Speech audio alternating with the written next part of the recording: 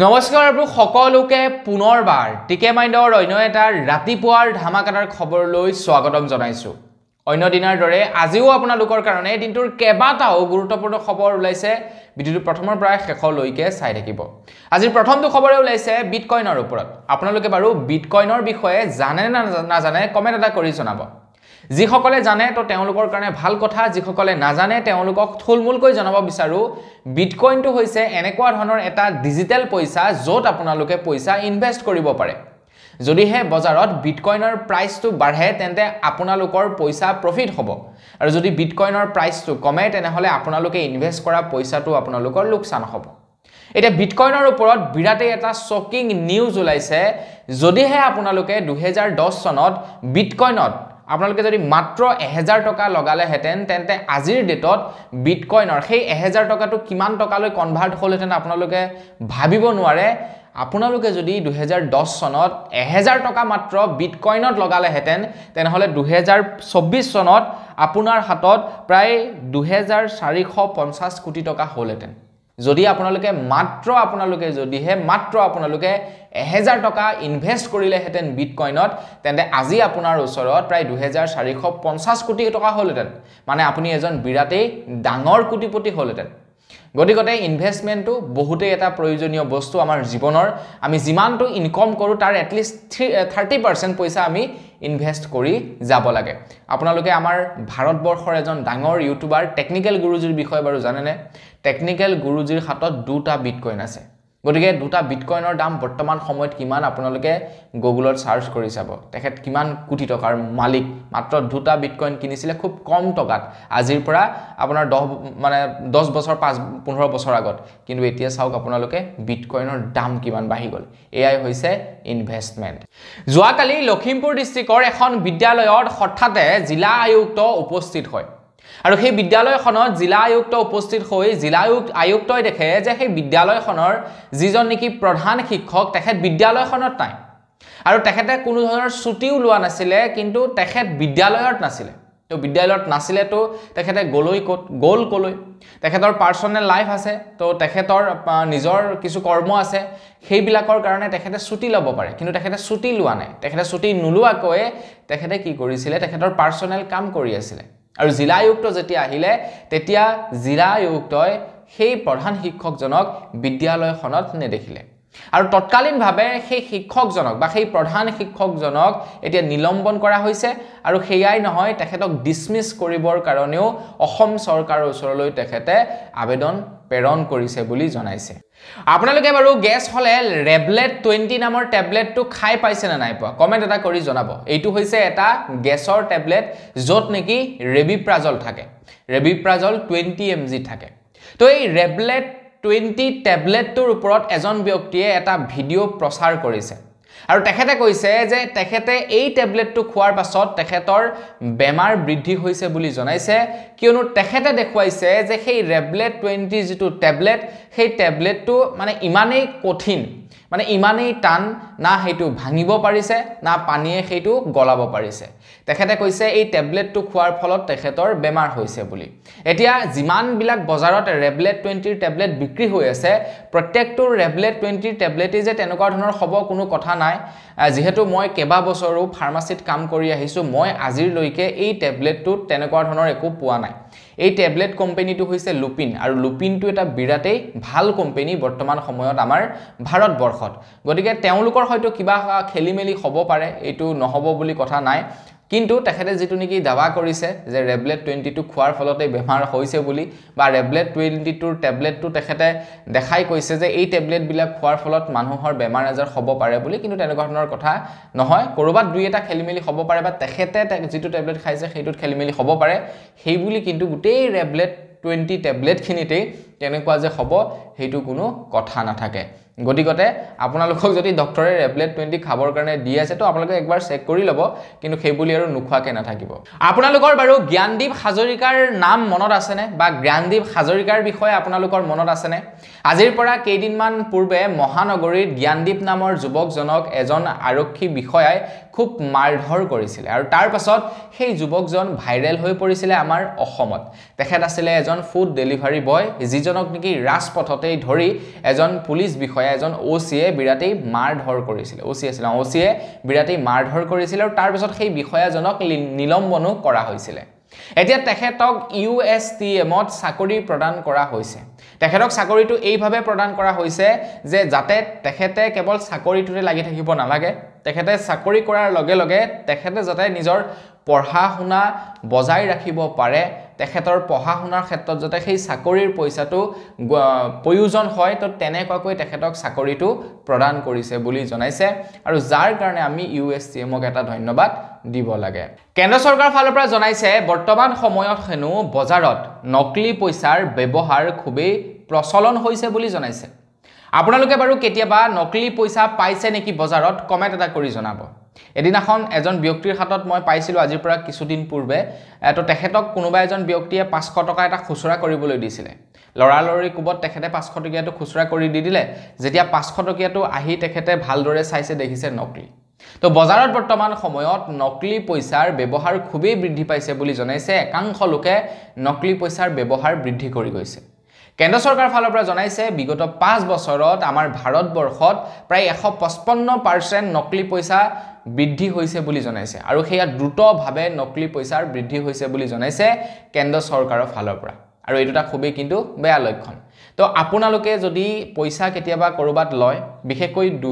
500 টকীয়াৰ কথা যদি কওঁ 200 টকীয়া 100 টকীয়া সেইবোৰ বাৰু বৰ বিশেষ নকলি নুলাই কিন্তু আপোনালোকে যদি 500 টকীয়া আপোনালোকক কোনোবাই আহি খুচুৰা কৰিবলৈ দিয়ে বা 500 টকা এটা যদি আপোনালোকক কেতিয়াবা দোকানত আহি দিয়ে আপোনালোকে পাৰিলে একবাৰ চেক কৰি লব যে 500 টকীয়াটো অৰিজিনেল নে ডুপ্লিকেট কাৰণ কেন্দ্ৰ চৰকাৰে নিজেই কৈছে বা চৰকাৰ ফালৰ পৰা নিজেই কৈছে যে পইচাৰ ডুপ্লিকেসি বৰ্তমান সময়ত আমাৰ ভাৰতবৰ্ষত বেছিকৈ হ'বলৈ লৈছে বুলি গতিকে আপোনালোকে সাৱধান হৈ চলিব নহলে 500 টকা শেষ এদিনৰ হাজিৰা যাবগে বিত্তমন্ত্ৰী নিৰ্মলা সীতাৰামনে জনাইছে যে বৰ্তমান সময়ত বজাৰত বস্তুৰ দাম যিদৰে নেকি খুৰাখুৰে বৃদ্ধি পাইছে যিদৰে খুৰাখুৰে বৃদ্ধি পাইছে ঠিক তেনেদৰে খুব সোনকালে বস্তুৰ দাম হ্ৰাস হ'ব বুলি জনাইছে ভাৰতৰ বিত্তমন্ত্ৰী নিৰ্মলা সীতাৰামনে ভাৰতৰ বিত্তমন্ত্ৰী নিৰ্মলা সীতাৰামনে জনাইছে যে আমাৰ ভাৰতৰ অৰ্থনীতি খুব শীঘ্ৰে উন্নত হ'ব আৰু তাৰ লগে লগে মহঙ্গাই দৰ কমিব বুলি জনাইছে অৰ্থাৎ বজাৰত বস্তুৰ দামটো কমিব বুলি জনাইছে এনেও এতিয়া শাকপাচলিৰ দামটো অলপমান কমিবই বাৰু কিয়নো শাকপাচলি এতিয়া বজাৰত এভেইলেবল হ'বলৈ ল'ব আৰু বজাৰত এভেইলেবল হোৱাৰ লগে লগে বস্তুৰ দামটো ক্ৰমান্বয়ে কমি আহিব সেইটো চৰকাৰে কমাবলৈ দৰকাৰ নাই সেইটো অটোমেটিক্যালি কমিব এতিয়া তিনিডাল লাই পাত 20 টকাত বিক্ৰী হৈ আছে আৰু কেইদিনমান পাছত 20 ডাল লাই পাত 3 টকাত বিক্ৰী হ'ব এইটোৱে হৈ গল মানে মাৰ্কেটৰ সিস্টেম কাৰণ যিমানে বজাৰত বস্তুবিলাক উলাব সিমানে বস্তুৰ দাম বাঢ়িব প্ৰথম যেটো নেকি বস্তুবিলাক উলাই সেইবিলাক কেৱল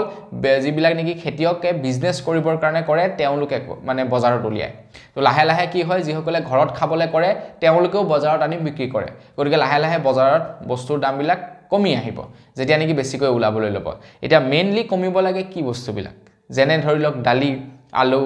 আপোনাৰ যেনে ধৰিলক মিঠাতেল যেনে অন্যান্য যিবিলাক নেকি খা সামগ্ৰী আছে যিবিলাক বজাৰত সচৰাচৰ পোৱা নাযায় তেনেকুৱা বস্তুবিলাকৰ দাম যদি কমে ভাল লাগিব মনটো পেট্ৰল ডিজেলৰ পাছত এইবাৰ খবৰ ওলাইছে যে সিএনজিৰ দামটো হেনো বৃদ্ধি পাইছে বাপৰে বা পেট্ৰল ডিজেলৰ দামটো এটো পুৰা আকাশ চুইছে গৈ হেতুটো আমি কবলৈ নাযাওঁ সিএনজিৰ দামটো এটলিষ্ট কমি আছিল কিন্তু এটা খবৰ ওলাইছে সিএনজিৰ দামো হেনো বৃদ্ধি পাইছে বুলি জনাইছে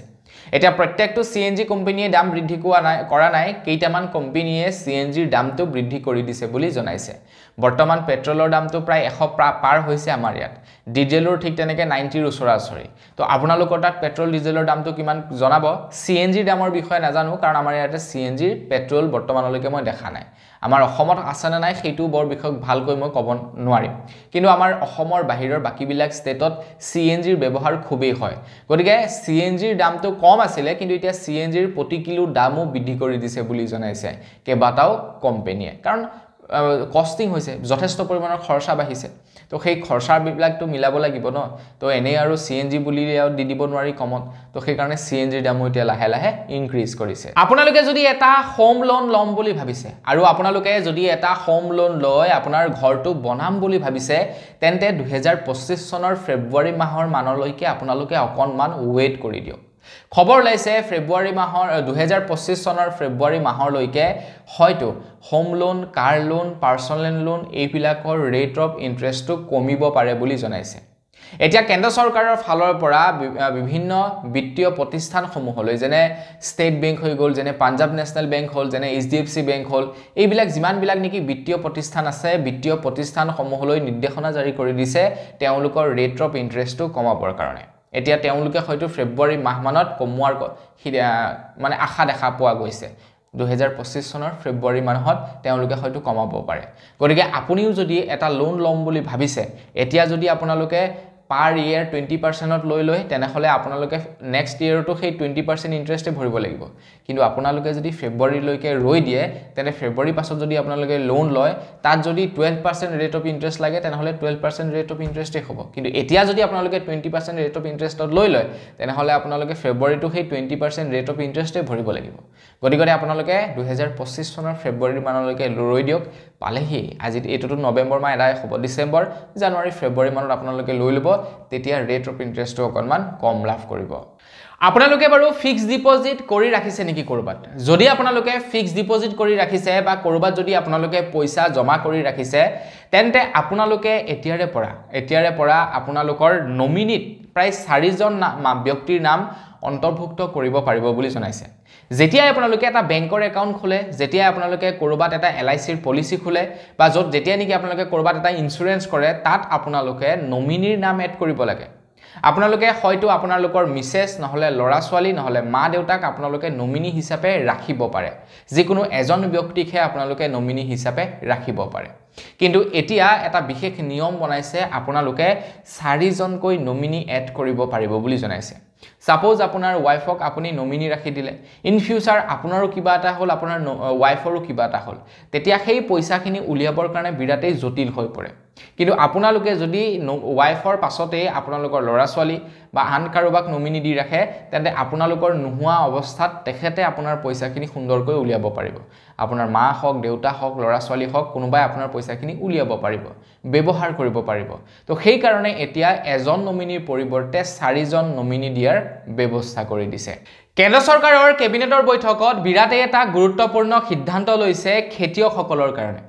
আমাৰ ভাৰতবৰ্ষত প্ৰাকৃতিক খেতিৰ প্ৰচলন বৃদ্ধি কৰিবৰ কাৰণে কেন্দ্ৰ চৰকাৰৰ ফালৰ পৰা এটা হিউজ এমাউণ্ট ধাৰ্য কৰা হৈছে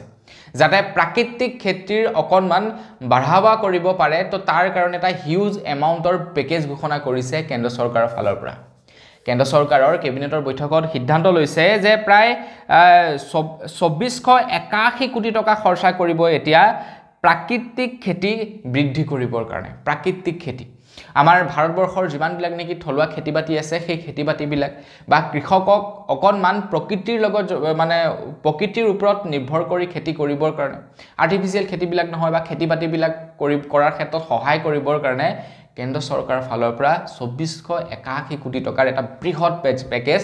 ধাৰ্য কৰিছে যাতে খেতিয়কসকলক সহায় কৰিব পাৰে। তো আপুনি যদি খেতিয়ক তেনেহলে আপোনালোকৰ কাৰণে এটা ভাল খবৰ, লোন ল'ব পাৰে চৰকাৰৰ পৰা, ৰাজ সাহায্যযুক্ত লোন ল'ব পাৰে, খেতিবাতি কৰিব পাৰে আৰু সেই খেতিবাতি কৰি আপোনালোকে স্বাৱলম্বী হ'ব পাৰে। আমাৰ অসমত কিছুদিন পূৰ্বে হৈ যোৱা ট্ৰেডিং কেলেংকাৰীৰ মেইন 3জন অভিযুক্তই এতিয়া জামিন লাভ কৰিছে বুলি খবৰ ওলাইছে।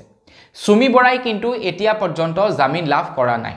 সুমি বৰাক কিয় এৰি দিয়া নাই সেই সম্পৰ্কে গম পোৱা নাই, কিন্তু বিশাল তাৰ্কিক আৰু স্বপ্ননীল দাসক বৰ্তমান সময়ত জামিন মঞ্জুৰ কৰিছে বুলি জনাইছে। তো কেইবাজনো অভিযুক্ত আছিলে, সুমি বৰাক এতিয়ালৈকে এৰি দিয়া নাই, তো কিন্তু বাকি 3জনক বৰ্তমান জামিন মঞ্জুৰ কৰিছে। ডিবি ষ্টকৰ যিজন নেকি ওনাৰ আছিলে দীপাংকৰ বৰ্মন, তেখেতকো কিন্তু জামিন দিয়া হোৱা নাই। তেখেতক বাৰু সেইদিনাখন এৰেষ্ট কৰিছেহে, গতিকে তেখেতক ইমান সোনকালে জামিন নিদিয়ে। কিন্তু এই 3জনক জামিন দিলে, কিন্তু সুমি বৰাক এতিয়া পৰ্যন্ত জামিন দিয়া হোৱা নাই বুলি জনাইছে। এটা সুমি বৰাক কেতিয়ালৈ জামিন দিয়ে সেই সম্পৰ্কে ক'ব নোৱাৰো। হয়তো সুমি বৰাৰ পৰা আৰু বহুতো তথ্য চাগে উলিয়াবলৈ বাকি আছে, যিবিলাক হয়তো চাগে CBI এতিয়ালৈকে উলিয়াব পৰা নাই বা CBI যিমানটো পৰ্যাপ্ত তেওঁলোকক প্ৰয়োজন হৈছে সেইটো হয়তো সুমি বৰাই কোৱা নাই, যাৰ কাৰণে সুমি বৰাক হয়তো এতিয়ালৈকে জামিন দিয়া নাই। তেখেতক চাগে আকৌ জেৰা কৰিব পাৰে CBI। বৰ্তমান সময়ত আপোনালোকে যদি ফ্লিপকাৰ্ট, মিছো এই এপ্লিকেশ্যনবিলাকৰ পৰা বস্তু অৰ্ডাৰ কৰে আৰু সেই বস্তুবিলাক যদি ডিফেক্টিভ ওলায় তেন্তে ঘূৰাই দিয়াৰ ক্ষেত্ৰত আপোনালোকৰ অকণমান আজিকালি প্ৰব্লেম দেখা দিয়ে বা সমস্যা দেখা দিয়ে। কাৰণ আজিকালি এই কোম্পানীবিলাকে কি কৰে, অপেন বক্স ডেলিভাৰী চিষ্টেম দিয়ে। প্ৰথমে আপোনালোকে বস্তুটো চাই লওক তাৰ পাছত আপোনালোকৰ যদি ঠিক লাগে তেতিয়া আপোনালোকে OTP তেওঁলোকৰ সৈতে শেয়াৰ কৰিব আৰু তেওঁলোকে যেতিয়া OTPটো পাব আপোনালোকে কনফাৰ্ম কৰি দিব যে সেই বস্তুটো সম্পূৰ্ণ ঠিক আছে এই বস্তুটোত কোনো ধৰণৰ খেলিমেলি নাই কেতিয়াবা কি হয় কিছুমান এজন ধৰ সৰ্বসাধাৰণ ব্যক্তিয়ে যেনিবা কিবা এটা বস্তু অৰ্ডাৰ কৰিলে তেখেতে যেনিবা অনলাইন শ্বপিংৰ বিষয়ে বৰ বিশেষ নাজানে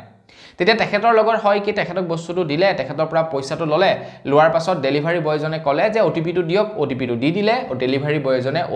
OTP কনফাৰ্ম কৰি দিলে পাছত যেনিবা সেই ব্যক্তিজনে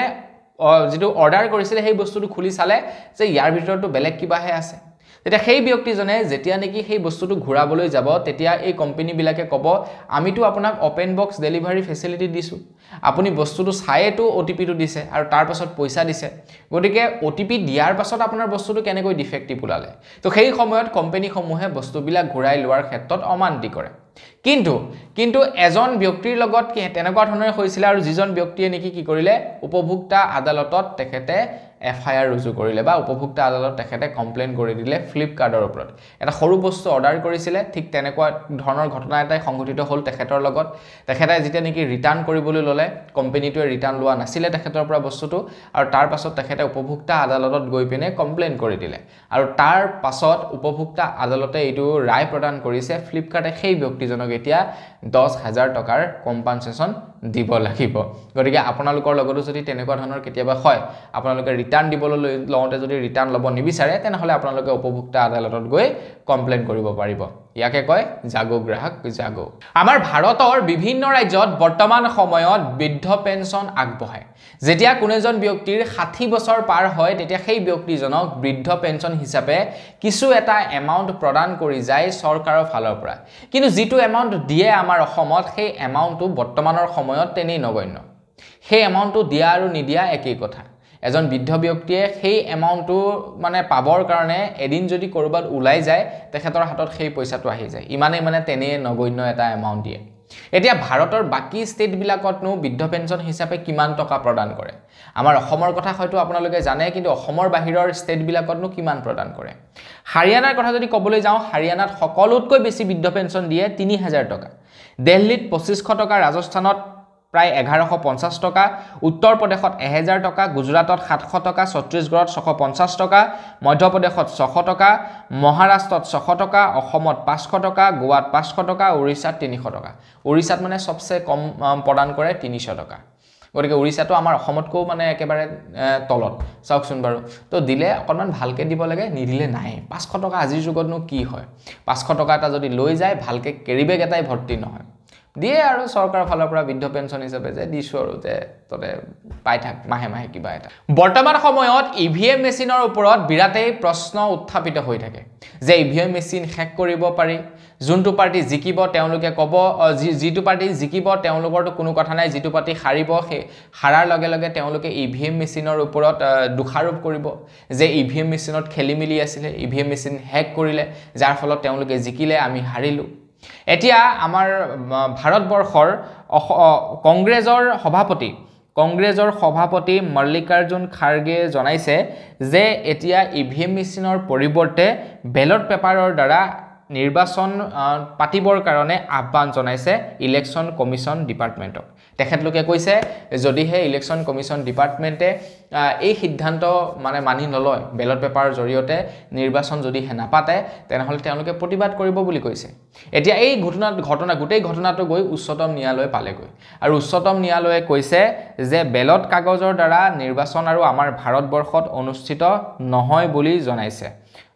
তো যি নেকি ইভিএম মেচিনৰ সিস্টেম সেই ইভিএম মেচিনৰ সিস্টেমৰ জৰিয়তে আমাৰ ভাৰতবৰ্ষত নিৰ্বাচন হ'ব বুলি জনাইছে মানে বেলট পেপাৰৰ জৰিয়তে নহয় কিন্তু তেওঁলোকে কৈছে যদিহে বেলট পেপাৰটো একচেপ্ট নকৰে বা বেলট পেপাৰৰ জৰিয়তে যদি নিৰ্বাচন নাপাতে তেনেহলে প্ৰতিবাদ সাব্যস্ত কৰিব বুলি জনাইছে কংগ্ৰেছ টিমৰ সভাপতিজনে আজিৰ পৰা কেইদিনমান পূৰ্বে এটা খবৰ ওলাইছিলে যে ডিব্ৰুগড় আৰু যোৰহাট সংযোগী যিটো নেকি ৰাষ্ট্ৰীয় ঘাইপথ আছে সেই ৰাষ্ট্ৰীয় ঘাইপথটি গুগল মেপৰ পৰা অতৰাই দিছিলে বুলি এটা খবৰ ওলাইছিলে ইয়াৰ মেইন কাৰণ হৈছে ডিব্ৰুগড় আৰু যোৰহাট সংযোগী যিটো নেকি ঘাইপথ সেই ঘাইপথটোৰ অৱস্থা খুবেই বেয়া যাৰ কাৰণে গুগল মেপৰ পৰা বাপেকে অতৰাই দিছিলে ৰাষ্ট্ৰীয় ঘাইপথটো এতিয়া নীতিন গাডকাৰীদেৱে জনাইছে যে ডিব্ৰুগড় আৰু যোৰহাটৰ সংযোগী যিটো নেকি ঘাইপথ তাৰ কাম সোনকালেই আৰম্ভ হ'ব বুলি জনাইছে আৰু যাৰ কাৰণে তেখেতে যোৰহাট ডিব্ৰুগড় ঘাইপথৰ কাম ক্ষিপ্ৰতৰভাৱে কৰিবৰ বাবে 11 জন ঠিকাদাৰক মাটি পঠাই বুলি জনাইছে প্ৰায় 11 জন ঠিকাদাৰক তেখেতে মাটি পঠাই ডিব্ৰুগড় আৰু যোৰহাট সংযোগী ৰাষ্ট্ৰীয় ঘাইপথটো নিৰ্মাণ কৰিবৰ কাৰণে গুগল মেপে বাপেকে কমিছাত লাষ্ট দি দিছে